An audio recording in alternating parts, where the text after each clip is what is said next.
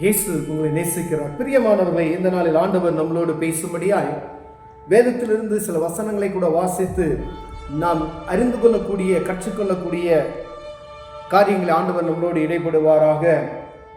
அது வெளிப்படுத்தின விசேஷம் 3வது அதிகாரம் 14வது வசனம், 15, 16வது வசனம் இப்படியாக சொல்லப்படுகிறது. லவோதிக்கேயா சபையின் தூதனுக்கு நீ எழுத வேண்டியது என்னவெனில், உண்மையும் சத்தியமுள்ள சாட்சியும் தேவனுடைய சிருஷ்டியும் ஆதியுமாயிருக்கிற ஆமேன் என்று சொல்லுகிறதாவது. பிரியமானவர்களே, லவோதிக்கேயா என்ற திருச்சபைக்கு ஆண்டவர் இந்த வெளிப்படுத்தின ஒரு காரியத்தை இந்த இடத்துல நம்ம வாசிக்க முடிகிறது. பிரியமானவர்களே, இந்த 7 சபைகளில் ஒரு சபை இந்த லவோதிக்கா திருச்சபை. இந்த திருச்சபையை போல இப்பொழுதும் அங்கு காணப்படுகிற குறைகளை போல ஆண்டவர் அந்த இடத்துல வெளிப்படுத்தின ஒரு காரியத்தை இந்த நாளிலும் அந்த சபைகளுக்குள்ள காணப்படுகிறது. லவோதிக்கா திருச்சபைக்கு ஆண்டவர் எழுதினார்.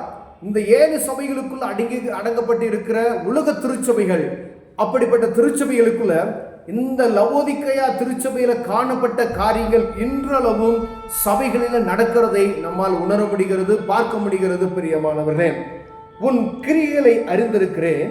நீ குளிரும் அல்ல அனலும் அல்ல, நீ குளிராயாவது அனலையாவது இருந்தால் நலமாயிருக்கும் என்று ஆண்டவர் சொல்லுகிற வசனத்தை வாசிக்க முடிகிறது. நீ குளிரும் இல்ல அனலும் இல்லாதபடி இருக்கிறாய் என்று ஆண்டவர் சொல்லுகிறார். உன் கிரியைகளை நான் அறிந்திருக்கிறேன்.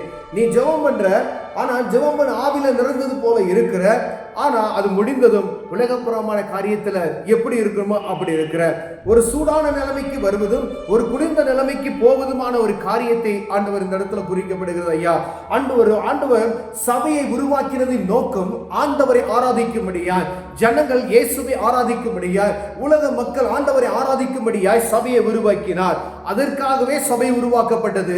இந்த சில சபைகள்ல, இந்த 7 சபைகள்ல காணப்படுகிற சில காரியங்களை ஆண்டவர் வேதத்தில் சொல்லிக் கொண்டு வருகிறது நாம் உணர முடியும். பிரியமானவரே, இந்த சபை எனக்காக உருவாக்கினேன் ஆண்டவர் சொல்லுகிறார். அப்படிப்பட்ட இந்த சபையில காணப்படுகிற குறைகளை நான் சொல்லும் பொழுது அதுக்கு கவனமாய் நடந்து அதை விட்டு விலகுவீர்களாக என்று சொல்லி ஆண்டவர் சொல்லுகிறார். பிரியமானவர்களே, ஒருவேளை அனலும் இல்லாதபடி குளிரும் இல்லாதபடி ஏதோ கடமைக்காய் சபை நடத்துவதற்கு ஆண்டவர் சபையை நியமிக்கவில்லை.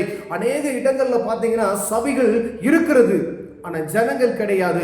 பெரிய பெரிய பில்டிங் இருக்கிறது, ஆனா சபைகள். கொடைக்கானல் பட்டணத்துல பாத்தீங்கன்னா ஒரு மெத்தடிஸ்ட் சர்ச் இருக்கு, அதுல பாத்தீங்கன்னா ஆராதனை நடக்குதா என்ன, சபை இருக்கிறது. ஆண்டவர் அந்த இடத்துல நாங்க பலமுறை ஜெபம் செய்து வந்திருக்கிறோம். ஆண்டவர் அந்த இடத்துல அற்புதம் செய்வாராக. இதே போல அநேக திருச்சபைகள் உண்டு. திருச்சபைகள் பாருங்க, ஒவ்வொரு திருச்சபைகளுக்குள்ளும் ஆண்டவருடைய வல்லமை இருக்கிறது. அங்கு சரியான ஆத்துமாக்கள் இல்லை, அந்த ஆத்துமாக்களை நடத்துவதற்கான போதகர்கள் இல்லை என்பதை நாம் அறிந்திருக்கிறோம். பிரியமானவர்களே, வெளி மாநிலங்கள்ல, வட மாநிலங்கள்ல சபை இல்லை, கூரையில உட்கார்ந்து ஜெபம் பண்றாங்க.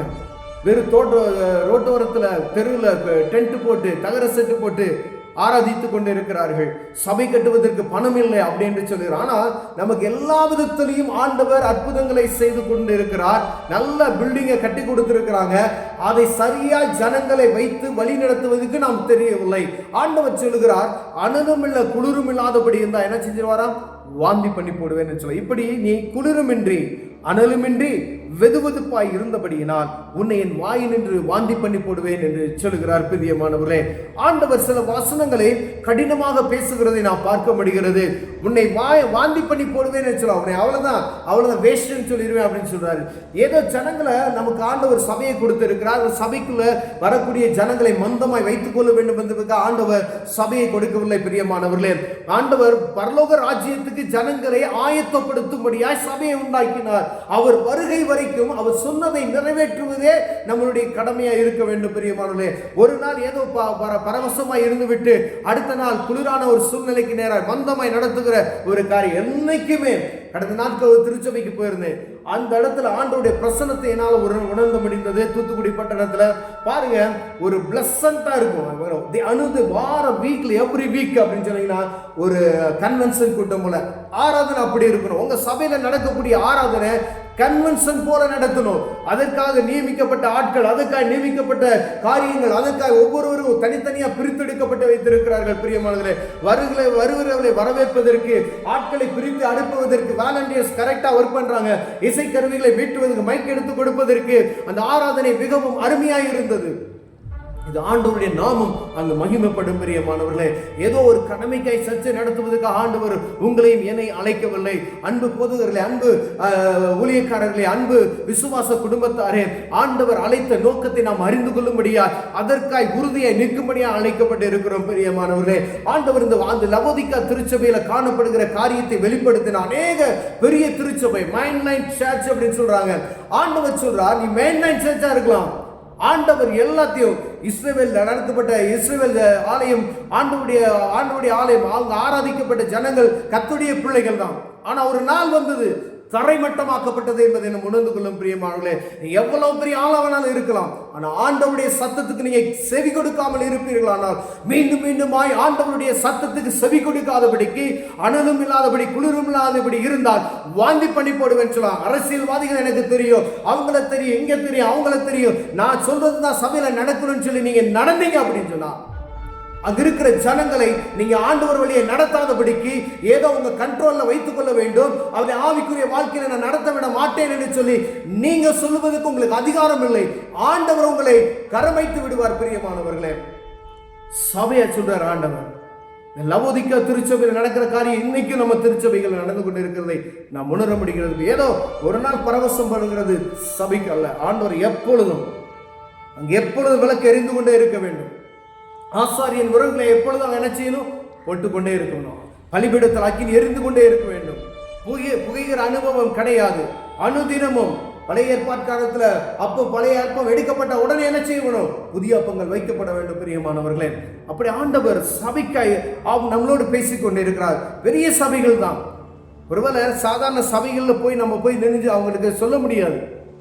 நீ ஒரு தனியா சபை வச்சிருந்தீங்க அப்படின்னா, இந்த லவோதிக்கா திருச்சபையில் இருக்கக்கூடிய அனுபவம் உங்க சபையில இருந்தா, தேவ சமூகத்துல போய் சபை எப்படி இருக்கணும், ஆண்டவரை எப்படி நடத்தணும்னு சொல்லி ஆண்டவர்கிட்ட கேளுங்க. ஆண்டவர் மாதிரியை காண்பிப்பார். மோசைக்கு ஆண்டவர் சபையை எப்படி உருவாக்க வேண்டும் என்று சொல்லி, கூடாரத்தை உருவாக்க வேண்டும் என்று சொல்லி ஆண்டவர் கற்றுக் கொடுத்தாரோ, அதே போல தேவ சமூகத்துல கேளுங்க. ஆண்டவர் ஆராதனை நான் எப்படி நடத்தணும், எவ்வளவு நேரம் நடத்தணும், எவ்வளவு நேரம் வர்ஷிப் பண்ணணும், எவ்வளவு நேரம் நான் ஜெபிக்கணும், எவ்வளவு நேரம் ஜனங்களை சத்தியத்தை பேச வேண்டும் என்று சொல்லி தேவ சமூகத்தில் நீங்க கேட்பீர்களானால், ஆண்டவர் உங்களுக்கு அந்த மாதிரி காரியத்தை சொல்லிக் கொடுக்க வல்லமையுள்ளவராக இருக்கிறார். பிரியமானவர்களே, உங்க ஆலய ஒரு உலகப்புறமான காரியங்களை நீங்க எடுத்துக்கங்க, ஒரு சினிஃபீல்ட் எடுத்துக்கங்க, உலகப்புறமான ஒரு வியாபார ஸ்தலங்களை எடுத்துக்கொள்ளுங்க. அனுதினம் என்ன செய்யலாம், வாழ்க்கையில அப்டேட் பண்ணிக்கிட்டே இருக்காங்க. உயர்வுக்கு போகணும், அடுத்து என்ன செய்யலாம், அடுத்து என்ன ஒரு வித்தியாசமா செய்யலாம் அப்படின்னு சொல்லலாம். அப்ப ஆத்தும அறுவடைக்காய் ஒரு சபை செய்யக்கூடிய காரியத்துல என்ன முயற்சி செய்திருக்கிறீர்கள்? ஒருவேளை வருமானத்துக்கு மாத்திரமல்ல, சபை ஜனங்களை ஆதாயப்படுத்தும்படியாய், இந்த ஜனங்களை உருவாக்கும்படியாய், அழிந்து போகிற ஆத்துமாக்களை பரலோகத்துக்கு நேராய் ஆண்டவரை அவர்களை கொண்டு செல்வதற்காக உருவாக்கப்படுகிற ஒரு பட்டறையாய் இருக்க வேண்டும். பிரியமானவர்களே, ஏதோ மேல் பூசா வாட்ஸ்அப்ல பாத்தீங்கன்னா, ஒரு சில ஒர்க் ஷாப்ல பைக்கெல்லாம் நீங்க ரிப்பேர் பார்க்க கொடுத்தீங்க அப்படின்னு சொன்னீங்கன்னா, சும்மா லேசா அப்படியே பார்த்துட்டு அப்படியே போங்க அப்படின்றாங்க.